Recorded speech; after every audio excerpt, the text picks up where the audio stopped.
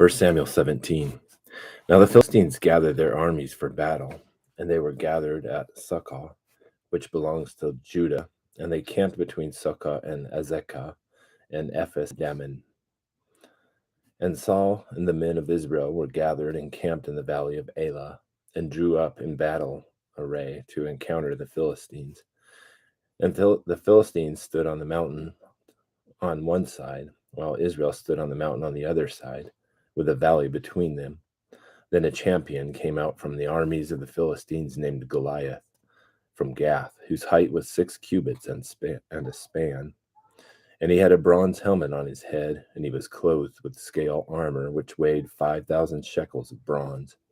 He also had bronze greaves on his legs, and a bronze javelin slung between his shoulders. And the shaft of his spear was like a weaver's beam, and the head of his spear weighed 600 shekels of iron. His shield carrier also walked before him. And he stood and shouted to the ranks of Israel and said to them, "Why do you come up to draw up in battle array? Am I not the Philistine, and you all servants of Saul? Choose a man for yourselves and let him come down to me. If he is able to fight with me and kill me, then we will become your servants. But if I prevail against him and kill him, then you shall become our servants and serve us." Again the Philistine said, "I defy the ranks of Israel this day. Give me a man that we may fight together." When Saul and all Israel heard these words of the Philistine, they were dismayed and greatly afraid. Now David was the son of the Ephrathite of Bethlehem in Judah, whose name was Jesse, and he had 8 sons.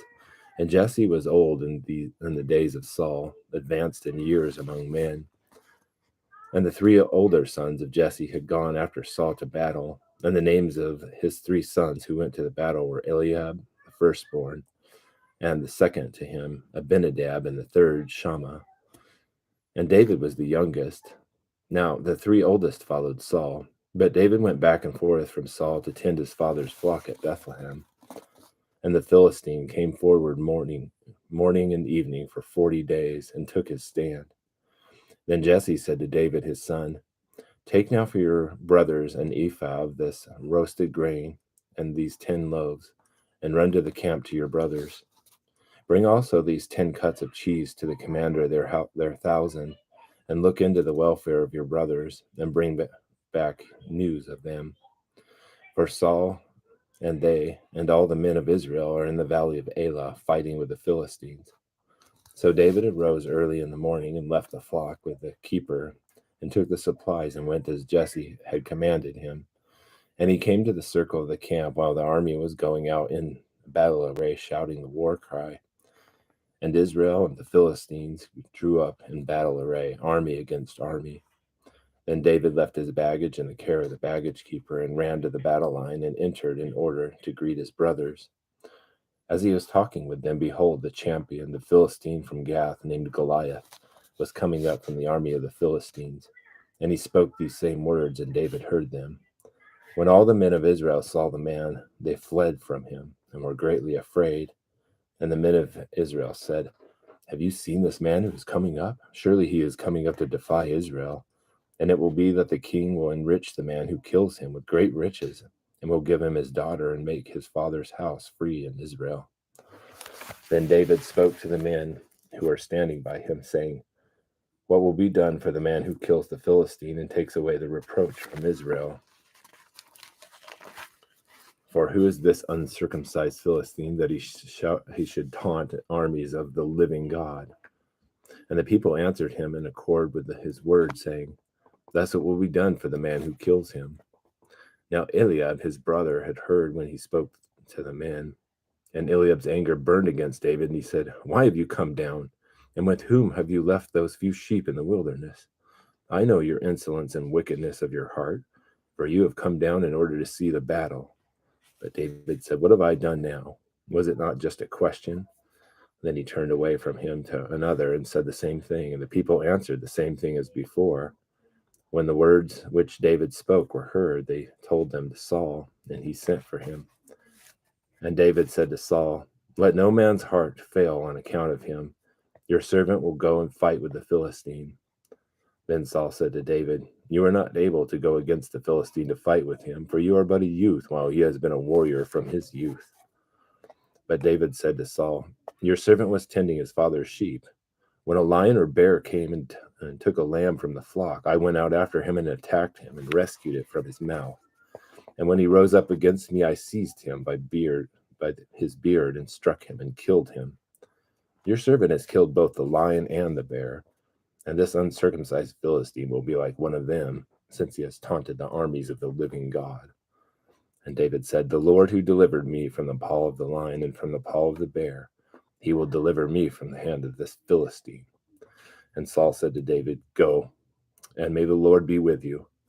Then Saul clothed David with his garments and put a bronze helmet on his head, and he clothed him with armor. And David girded his sword over his armor and tried to walk, for he had not tested them. So David said to Saul, "I cannot go with these, for I have not tested them." And David took them off. And he took his stick in his hand and chose for himself 5 smooth stones from the brook, and put them in the shepherd's bag which he had, even in his pouch. And his sling was in his hand, and he approached the Philistine. Then the Philistine came on and approached David with the shield bearer in front of him. When the Philistine looked and saw David, he disdained him, for he was but a youth, and ruddy with a handsome appearance. But the Philistine said to David, "Am I a dog that you come to me with sticks?" And the Philistine cursed David by his gods. The Philistine also said to David, "Come to me, and I will give your flesh to the birds of the sky and the beasts of the field."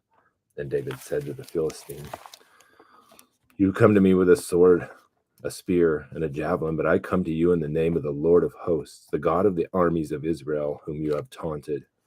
This day the Lord will deliver you up into my hands, and I will strike you down and remove your head from you. And I will give the dead bodies of the army of the Philistines this day to the birds of the sky and the wild beasts of the earth, that all the earth may know that there is a God in Israel, and that all this assembly may know that the Lord does not deliver by sword or by spear, for the battle is the Lord's, and he will give you into our hands." Then it happened when the Philistine rose and came and drew near to meet David, that David ran quickly toward the battle line to meet the Philistine. And David put his hand into his bag and took from it a stone, and slung it and struck the Philistine on his forehead. And the stone sank into his forehead, so that he fell on his face to the ground. Thus David prevailed over the Philistine with a sling and a stone, and he struck the Philistine and killed him. But there was no sword in David's hand. Then David ran and stood over the Philistine and took his sword and drew it out of its sheath and killed him and cut off his head with it. When the Philistines saw that their champion was dead, they fled. And the men of Israel and Judah rose and shouted and pursued the Philistines as far as the valley and to the gates of Ekron. And the slain Philistines lay along the way to Shaaraim, even to Gath and Ekron. And the sons of Israel returned from chasing the Philistines and plundered their camps. Then David took the Philistine's head and brought it to Jerusalem, but he put his weapons in his tent. Now when Saul saw David going out against the Philistine, he said to Abner, the commander of the army, "Abner, whose son is this young man?" And Abner said, "By your life, O king, I do not know." And the king said, "You inquire whose son the youth is." So when David returned from killing the Philistine, Abner took him and brought him before Saul with the Philistine's head in his hand. And Saul said to him, "Whose son are you, young man?" And David answered, "I am the son of your servant Jesse, the Bethlehemite."